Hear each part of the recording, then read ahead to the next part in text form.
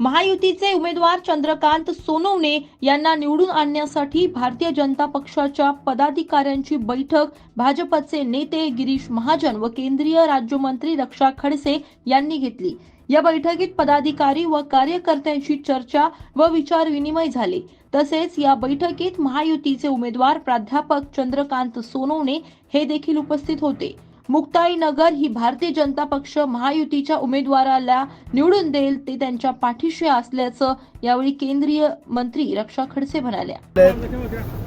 या ठिकाणी आमचे उमेदवार कोपऱ्याला चंद्रकांत अण्णा आहेत आणि त्यांच्या प्रचारासाठी मी या ठिकाणी आलो होतो आणि त्या निमित्ताने भाजपच्या सगळ्या कार्यकर्त्यांची बैठक या ठिकाणी आयोजित केली होती। पुढची रणनीती कशी असेल, निवडणुकीचा प्रचार कशी राबवली जाईल, 3 दिवसामध्ये आपल्याला कसं काम करायचं या संदर्भामध्ये सर्व काही चर्चा आमची या ठिकाणी झाली।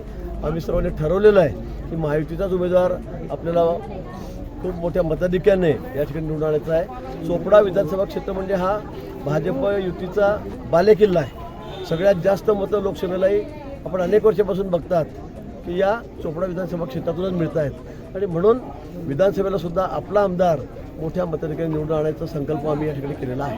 भाऊ, आपला संजय राऊत यांनी असं म्हटलं की महाविकास आघाडीचे 100% विजय होईल, महायुतीचं सरकार येणार नाही, याकडे कसं पाहता? ते नेहमीच म्हणतात, लोकसभेलाही म्हणत होते ते। आता निवडणुका झाल्या हरियाणामध्ये, त्यावेळेला ते तेच म्हणत होते की आता दोन्ही राज्यामध्ये सरकार येत नाही। कुठे काय झालं? संजय राऊत का काही ज्योतिषी आहेत का? त्यांना असं वाटत असेल पण ते बोगस ज्योतिषी आहेत, त्याचे सगळे दिलेले। भाऊ, आज केंद्रीय गृहमंत्री यांचं देखील बॅग तपासली गेली निवडणूक आयोगाच्या अधिकाऱ्यांना। त्यात वाईट काय आहे? आता माझे दिवस बरोबर 4 ठिकाणी डिकी उघडून तपासली होती, मी तर कोणाला सांगत नाही। उगाच काहीतरी उद्धवजींनी मागच्या काळामध्ये माझी बॅग तपासली तर काय फरक काय पडला? काय तुम्ही काही जनतेपेक्षा वेगळे आहात का? इलेक्शन कमिशनचे निर्णय म्हणजे काय तुम्हाला लागू होत नाही का? कशासाठी एवढं अंगात आणायचं? आमची बॅग तपासली तपासू द्या ना। आपण म्हणतात केंद्रीय गृहमंत्र्याची बॅग तपासली, गाडी तपासू द्या, नियमानुसार काही ते काही चुकीचं नाही आहे, पण आम्ही अंगात आणत नाही। उद्धवजींची गाडी दुसरी तपासली, डिक्की उघडली तर त्यांनी एवढं अंगात आणलं की तसं काय त्यांच्यावर काय अन्याय केला आहे का? तुमच्याकडे जर काही नाही आहे तर लोकांच्या गाड्या तपासल्या जात आहेत, आमच्याकडे तपासल्या जात आहेत, तुमची गाडी तपासली तर तुम्हाला एवढं वाईट का वाटतंय? भाऊ, निवडणुकीनंतर राजकीय समीकरण बदलू शकता का? काय बदलणार आहे? महायुतीची सत्ता येणार आहे परत। CM पदासाठी देवेंद्र फडणवीस यांनी माघार घेतले की मी स्पर्धेत नाही, तर राजकीय हा सगळा निर्णय निवडणुकीच्या निकालानंतर होईल। आमची तिघांची अतिशय घट्ट अशी युती आहे। या निर्णय निकाल लागल्यानंतर दिल्लीमध्ये बसून होईल। लाडके बहीण योजनेचा फायदा आपण महायुतीला होईल का? आता बघा तुम्ही निकाल लागल्यानंतर काय होतं तर। समोर आता 4 दिवस राहिलेत निवडणुकीला, 23 तारखेला निकाल आहे। महायुतीची सत्ता येईल। या ठिकाणी आमच्या भगिनी असतील, शेतकरी असतील, तरुण असतील, तरुणी असतील, मजूर असतील, कामगार असतील, सर्वजण महायुतीच्या पाठीशी भक्कमपणे उभे आहेत। कारण इतक्या लोककल्याणाच्या योजना, गरीब कल्याणाच्या योजना पहिल्यांदा राज्यामध्ये या ठिकाणी आलेल्या आहेत, आमच्या सरकारने आणलेल्या आहेत। त्यामुळे लोकांचा विश्वास हा महायुतीवर आहे, आमच्यावर आहे। त्यामुळे आपण बघा, 23 तारखेला निकाल लागेल, तो अतिशय आश्चर्यकारक असेल। मोठं मताधिक्य अपेक्षेपेक्षाही जास्त मतदार म्हणजे आमदार हे आमचे निवडून देतील। ते आदरणीय गिरीश भाऊ यांच्या उपस्थितीमध्ये सर्व भारतीय जनता पार्टीचे सर्व कार्यकर्ते पदाधिकाऱ्यांची बैठक इथे पार पडलेली आहे।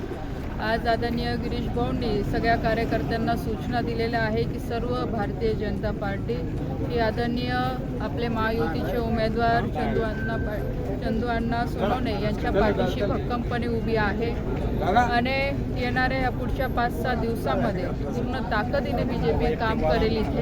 इथे चंदू अण्णा पण ह्या बैठकीमध्ये उपस्थित होते आणि तो शब्द सगळ्या कार्यकर्त्यांनी पण दिलेला आहे की पूर्ण BJP ही चंदू अण्णाच्या पाठीमागे उभी राहील आणि ही सीट जास्तीत जास्त मतांनी महायुतीचे निवडून आली। मुक्ताईनगरचं काय परिस्थिती येत आहे? मुक्ताईनगरला पण सगळे भारतीय जनता पार्टीचे सगळे उमेदवार हे महायुतीच्या उमेदवाराच्या सोबत आहेत। पंजावाला कुठे गायब आहे? रस्ते आहे की जंगलाचा रस्ता आहे? कोणत्या जनतेने या आमदाराला निवडून दिलं, अशी टीका प्रहारचे बच्चू कडू यांनी माजी आमदार शिरीष चौधरी यांच्यावर केली। काँग्रेसने 50 वर्ष घेतली तर भाजपाने सरकार चालवली. या पक्षांनी 75 वर्षात एक तरी गोष्ट चांगली केली आहे का, असा सवाल यावेळी बच्चू कडूंनी विचारला. माझ्या सामान्य माणसाचा आवाज होता आला हे सगळ्यात मोठा आनंद आहे. 1857 मध्ये बहादूर शाह जाफर, नाना पेशवे, बहादूर शाह जाफर हा हिरवा झेंडा घेऊन सामील झाले आणि नाना पेशवे लाल झेंड्यावर हनुमानजीचा फोटो टाकून सामील झाले. हिरवा आणि लाल एकत्र आला आणि इंग्रजाला एक सळो की पळ करून टाकला. तो हिंदुस्थान आला.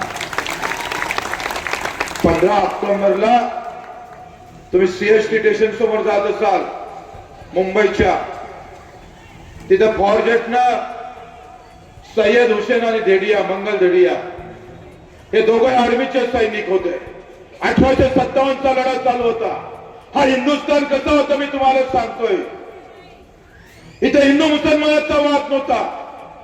दोन्ही लोक एकत्र लढायचे, छातीवर गोळ्या घ्यायच्या आणि प्रचंड देशभक्तीचा आम्ही पाहतो ते पर्व होतं. 15 ऑक्टोबरला आर्मी मधला सय्यद हुसेन आणि मंगल धेडिया एकत्र आले. इंग्रजावर गोळीबार करणं सुरू झालं. फॉरजेट ऐकता आला आणि या दोघांना पकडलं सीएसटी स्टेशन समोर आणि टोपी समोर नेऊन त्याची चिनळ्या केल्या हुसेन आणि धेडियाच्या. 3 दिवस कोणी प्रेत उचलायला लावलं नाही, सडू दिलं ते. हा तो हिंदुस्थान आहे जिथे हिंदू मुस्लिम एकत्र होऊन इंग्रजांसाठी लढत होते. तुम्ही साल्यावर मतासाठी विभागणी करून टाकली. तुम्ही मतासाठी विभागणी केली. माझी सत्ता आली पाहिजे, मी आमदार झालो पाहिजे, मी मुख्यमंत्री झालो पाहिजे. तुम्हाला सामान्य माणसाची पर्वा नाही. सामान्य माणसं कापले तरी चालेल. रस्त्यावर रक्त सांडवायचं आणि मतपेटीत मत जमा करायची औलाद असेल तर हात कलम करण्याची ताकद ठेवा साल्यांच्या विरोधात. तो भाजपावाले असू दे का काँग्रेसवाला असू दे. मित्र, आम्ही सगळे घरी जंगलीत मेला कोण? एक श्रीमंताचं पोरगं मेलं काय सांगा? एका खासदार आमदारचं पोरगं मेलं काय सांगा? मरणारे आमचे पाठटपरीवाले होते. सामील व्हायचं. आज व्यवस्था आम्ही पाहतो चिरफाड करून तुम्हाला टाइमवरचं धर्माचं गणित सांगून वेळेवर मत बदलण्याची जी ताकद ठेवतोय मित्र, ती ताकद आम्ही पाहतोय पार नष्ट करायची आहे. आणि देवेंद्र फडणवीसने तर मुख्यमंत्री व्हायचं स्वप्न पाहून जगतेपर्यंत आम्ही होतेपर्यंत ही लाव लगायचं राजकारण जे काही असं त्याच्या विरोधात आम्हाला उभं राहणं गरजेचं. आज केळीचे भाव पहा, कधी 2000वर, कधी 200वर, कधी 100वर, कधी 500वर घेऊन विकावं लागतं. रात्रीचा दिवस करायचा, दिवसाची रात्र करायची. रक्ताचं पाणी करतोय माझा शेतकरी, पण हाती काय आलं? 9,000 रुपये भावाची शिफारस राज्य सरकारनं केली आणि केंद्र सरकारनं आम्ही सांगतोय 7,000 रुपये फक्त भाव जाहीर केले. कदाचित आम्ही सांगतोय आमच्या कापसाच्या गाठी जर विदेशात गेल्या असत्या तर कापसाचे भाव 12,000 रुपये क्विंटल राहिले असते. पण यांच्या हरामीमुळे आम्ही पाहतोय हे भाव भेटले नाही. सर्वांचं लक्ष खऱ्या अर्थानं या लुटीकडे दिलं पाहिजे. मित्र, तुम्ही आम्ही या लढाईसाठी सज्ज झालं पाहिजे. मित्र, आज आपण पाहतोय का शेतकऱ्याच्या केळीच्या पीक विम्याचं आम्हाला अनिल भाऊनं सांगितलं, कंपनी विमा द्यायला तयार नाही. पैसे आम्ही भरतोय, मस्ती कोणाची आहे? प्रशासन आम्ही पाहतोय पूर्णतः बेधुंद झालाय. एका कलेक्टरवर महिन्याचे 7 लाख रुपये खर्च होते. 7 लाख. बजेटचा अर्धा अधिक पैसा हा पुरा चालला जातो. आम्ही जे तुम्हाला सांगतो ना का तुमचा त्या बजेटमध्ये हिस्सा किती आहे, त्या बजेटमध्ये आमचा हिस्सा किती आहे ते तपासा. 75% पैसे आम्ही पाहतो या सगळ्या अधिकारी कर्मचारी नेत्यावर खर्च होत आणि सामान्य माणसाला मात्र काहीच भेटत नाही. मी माझ्या मतदारसंघात 1000 किलोमीटरच्या वर पाणी रस्ते केले. आणि अनिल भाऊ आल्याशिवाय राहणार नाही, कोणी आता रोखू शकणार नाही. मित्र लक्षात घ्या, आघाडी आणि युतीचं सरकार बनत नाही. हे दोघांना एकमेकाचे पाय ओढले आहेत. खूप चांगले योग आहे. मी सांगतोय, सरकार दोघांचं बनणार नाही आणि प्रहारचं सरकार आल्याशिवाय राहणार नाही. 7 खासदारावर देवगौडा पंतप्रधान झाला. 7 खासदारावर योग चांगले आहे, असे योग येऊ शकत नाही. आणि मग आता मतात चुका करू नका. सरकार आम्ही आणू आणि आमचं सरकार राहील. आणि जेव्हा आमचं सरकार राहील तेव्हा ते शेतकरी आणि मजुराचं सरकार राहणार आहे. माझ्या अपंगाचा महिना 6,000 होईल, घरकुलाचे पैसे 5 लाख होईल. 1.25 लाख 2 लाख नाही, संडासही होत नाही. 1.25 लाखात घर बुडवणार आहे.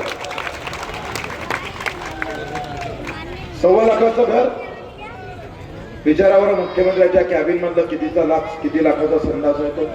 अरे सालो, तुमचा संडास 10 लाखाचा आणि गरीबाचं घर 1.25 लाखाचं. लढाई मित्र आम्ही पाहतोय.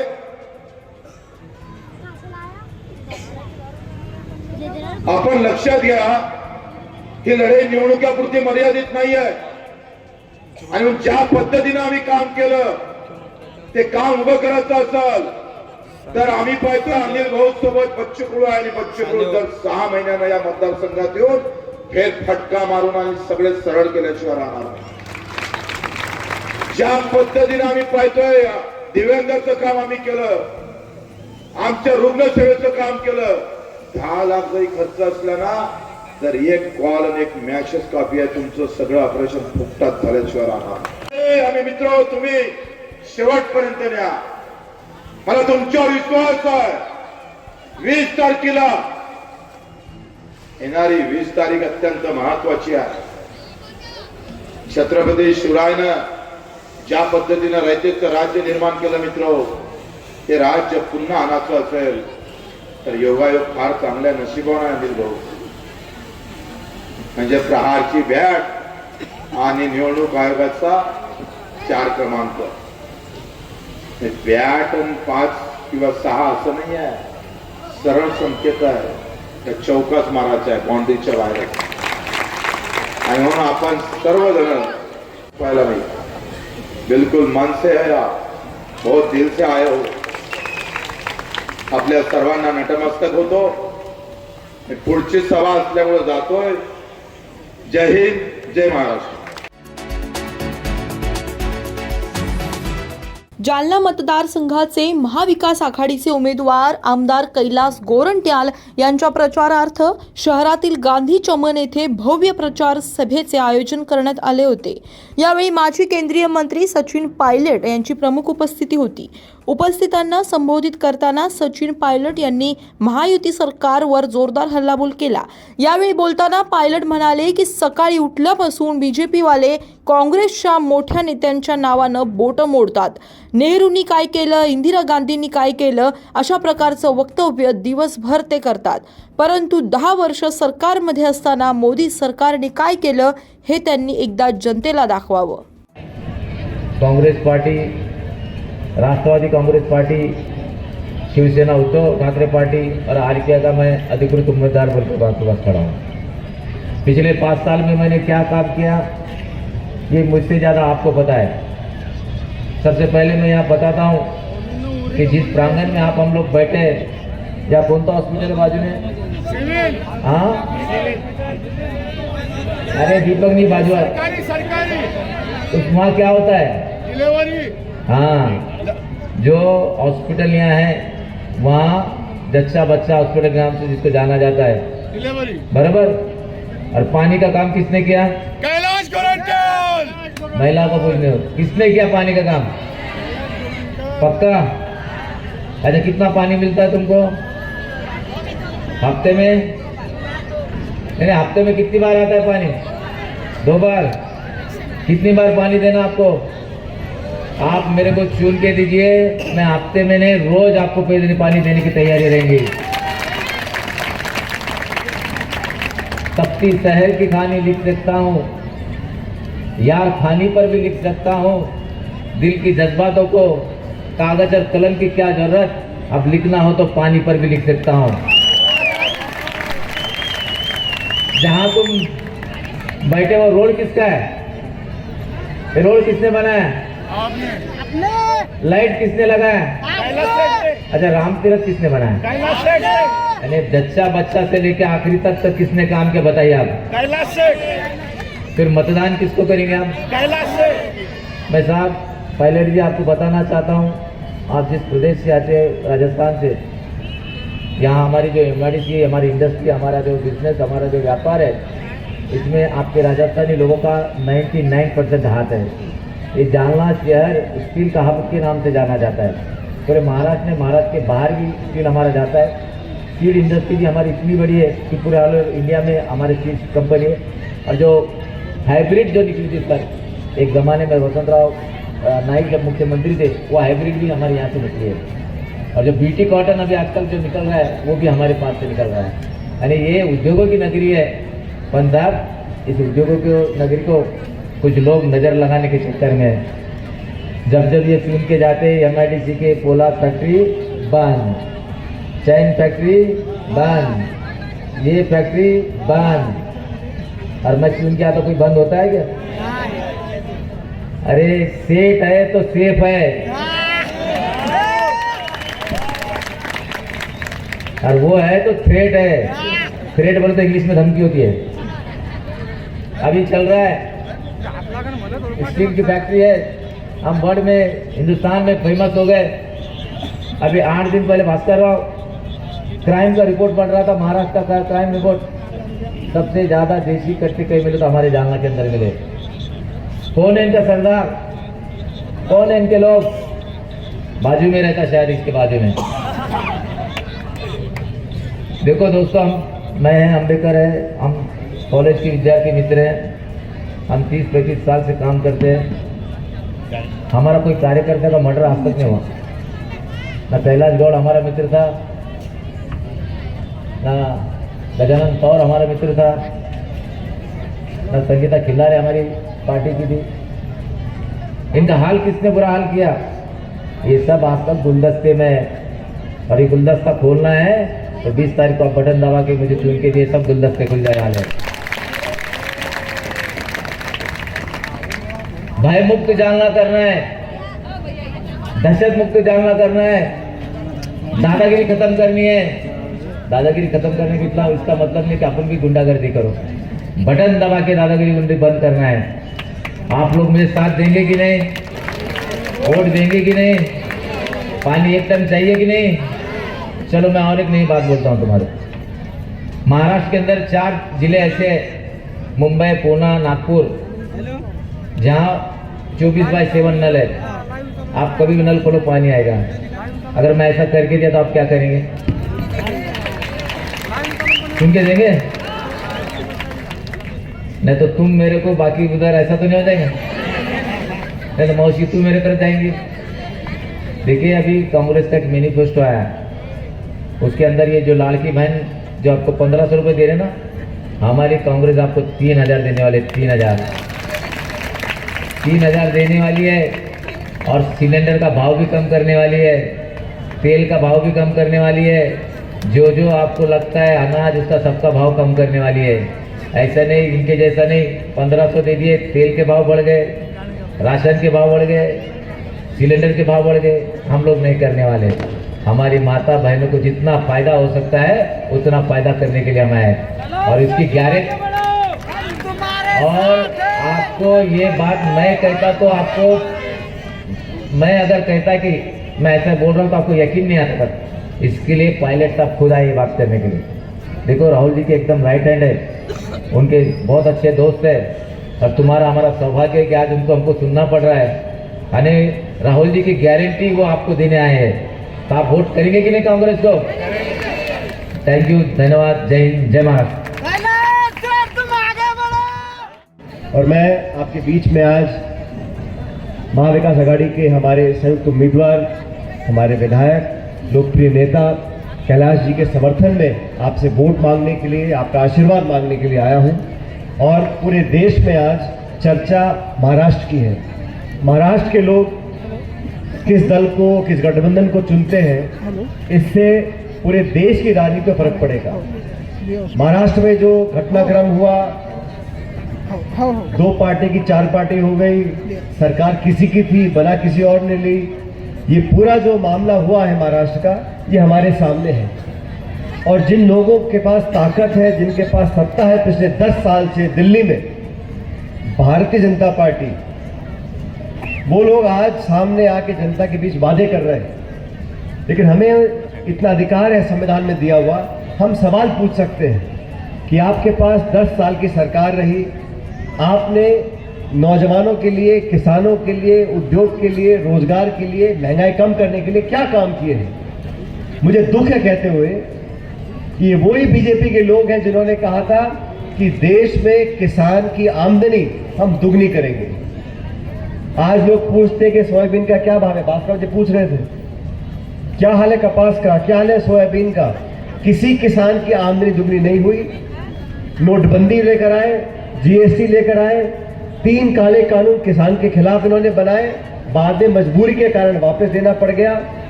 और आज भी जो भाषा का प्रयोग करते हैं, मुझे दुख होता है। चुनाव के बीच में उत्तर प्रदेश के मुख्यमंत्री महाराष्ट्र में आते हैं और क्या बोलते हैं, बटोगे तो कटोगे।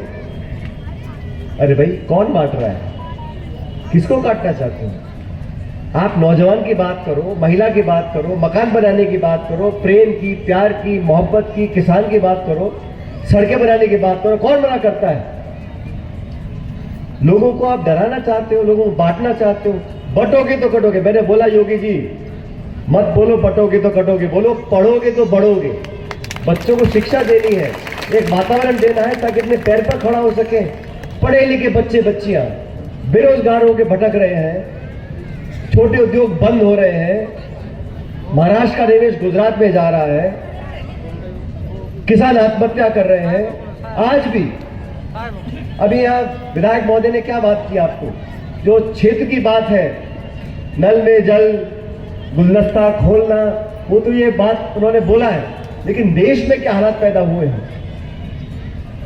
उद्योग के लिए, रोजगार के लिए, महंगाई कम करने के लिए क्या काम किए हैं। मुझे दुख है कहते हुए कि ये वही बीजेपी के लोग हैं जिन्होंने कहा था कि देश में किसान की आमदनी हम दुगनी करेंगे। आज लोग पूछते हैं कि सोयाबीन का क्या भाव है। भास्कर जी पूछ रहे थे क्या हाल है कपास का, क्या। भारतीय जनता पार्टी के पास सत्ता है, 10 साल से सरकार में है। आज भी सुबह सुबह उठ के पानी पी के क्या बोलते हैं, नेहरू ने ये किया, इंदिरा गांधी ने ये किया, मनमोहन। अरे तुमने क्या किया बताओ 10 साल के अंदर? कितनी महंगाई कम करी है, कितने बच्चों को रोजगार दिया है।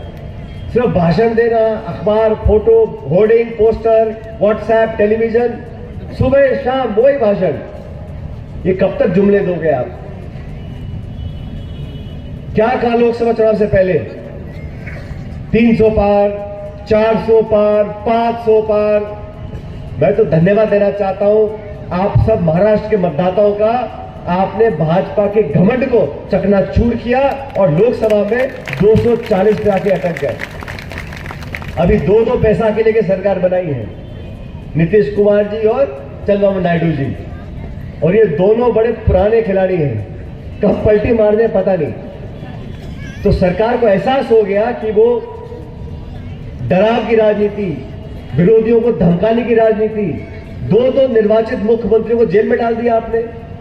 लोकसभा चुनाव से पहले कांग्रेस पार्टी के बैंक के खाते सीज कर दिए, संवैधानिक संस्थाओं को खोखला कर दिया।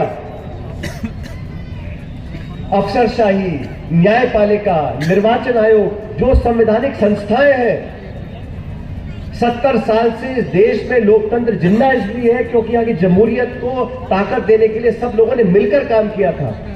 आप उन संस्थाओं को खत्म करना चाहते हो, खोखला करना चाहते हो। 1 नेशन 1 इलेक्शन, क्यों भाई? इतना बहुमत है आपके पास पार्लियामेंट में, चुनाव चालू होगा उससे पहले चालू कर देंगे। मंदिर, मस्जिद, हिंदुस्तान पाकिस्तान, अभी क्या भाषण दे रहे हैं, पाकिस्तान जाके तिरंगा लहराएंगे। किसने रोका है? जाओ, हम आपके साथ है, करो। चीन हमारी सरहद में घुस रहा है, कोई जवाब देने वाला नहीं है। इनको ये सारी बातें, यूनिफॉर्म सिविल कोड चुनाव से पहले याद आता है, हिंदू मुसलमान चुनाव से पहले याद आता है।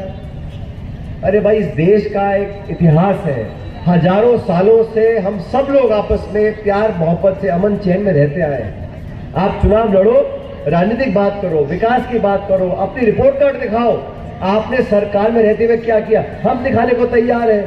मैं मनमोहन सिंह जी की सरकार में मंत्री था, हमने नरेगा का कानून बनाया। इस देश में प्रत्येक परिवार को 100 दिन का रोजगार संविधान में लिख दिया हम लोगों ने। रोजगार देने का अधिकार कांग्रेस सरकार ने दिया, शिक्षा का अधिकार कांग्रेस सरकार ने दिया, सूचना का अधिकार कांग्रेस सरकार ने दिया, खाद्य सुरक्षा का अधिकार कांग्रेस पार्टी ने दिया। आपने कौन सा कानून बनाया, कौन सा वादा पूरा किया? 15 लाख रुपए हर खाते में आ जाएंगे। आ गए आपके खाते 15 लाख रुपए?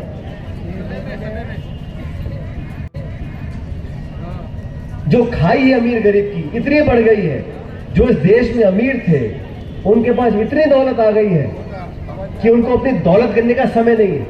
और जो गरीब है, जो 2 वक्त की रोटी नहीं खा पाता, दिहाड़ी करता है, मजदूरी करता है, छोटी दुकान ठेला लगाता है, महंगाई के आंकड़ों तो उसके ऊपर हो रहा है। ठीक कहा कैलाश जी ने, आप 1500 रुपये दे रहे हो, जीएसटी, गैस का दाम, फल फूल साग सब्जी तेल चाय पत्ती आप बाजार में लेते जाओ, महंगाई आसमान छू रही है। एक हाथ से लेके दोनों हाथ से ले रहे हैं। आप रोजगार दो, महंगाई कम करो, फिर लोगों को पैसा दो। सिर्फ और सिर्फ चंद लोगों को मदद करने के लिए भारतीय जनता पार्टी नीतियां बनाती है। हवाई अड्डा, रेलवे लाइन, बिजली घर, थाने, गोदाम सब चंद लोगों को देना चाहते हैं। और जब गरीब आदमी सवाल पूछता है, किसानों ने 1.5 साल तक दिल्ली में धरना दिया, 1.5 साल, सैकड़ों किसानों ने आत्महत्या कर ली, उनका पूछने वाला कोई नहीं है। आज मुंबई दिल्ली में किसान की, गरीब की, पिछड़ों की आवाज उठाने वाला कोई सरकार के अंदर नहीं है। इसलिए मेरा आपसे आग्रह है साथियों, महाराष्ट्र में बदलाव होगा, सरकार हमारी बनेगी। और लंबे अरसे से कैलाश जी, इनका पूरा परिवार आपकी सेवा करता हुआ आया है। और इस बार जैसा मंच पे बोल रहे थे,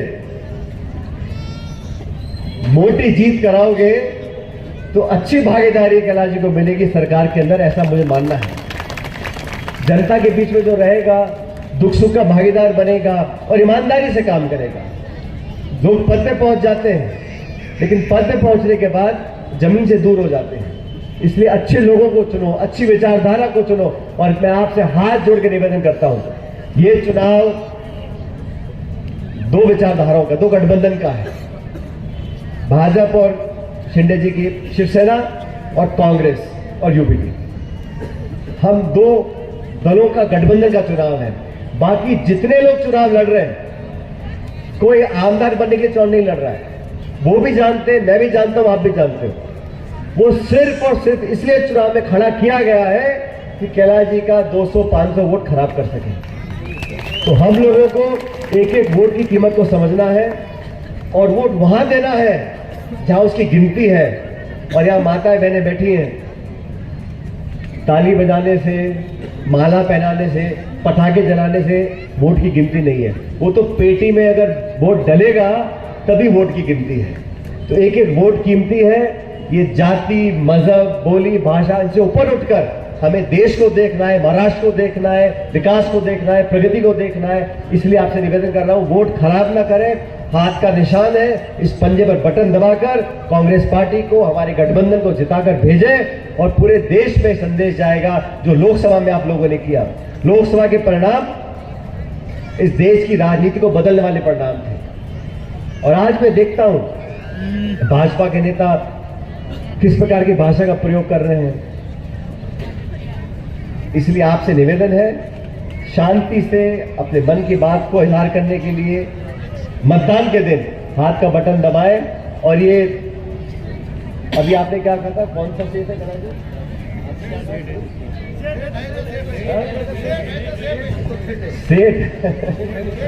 सेठ है तो सेफ है, लेकिन कैलाश जी है तो सब सेफ है। अभी आप उनको जिताकर भेजो और पंजे के निशान में बटन दबाना है। माताओं को, बहनों को, बुजुर्गों को, हर व्यक्ति को आप सब वोट डालोगे तो दोनों हाथ खड़े करके मेरे को बता दो, जिताएंगे कांग्रेस पार्टी। अरे आवाज नहीं आई यार, जोर से बोला, कांग्रेस पार्टी।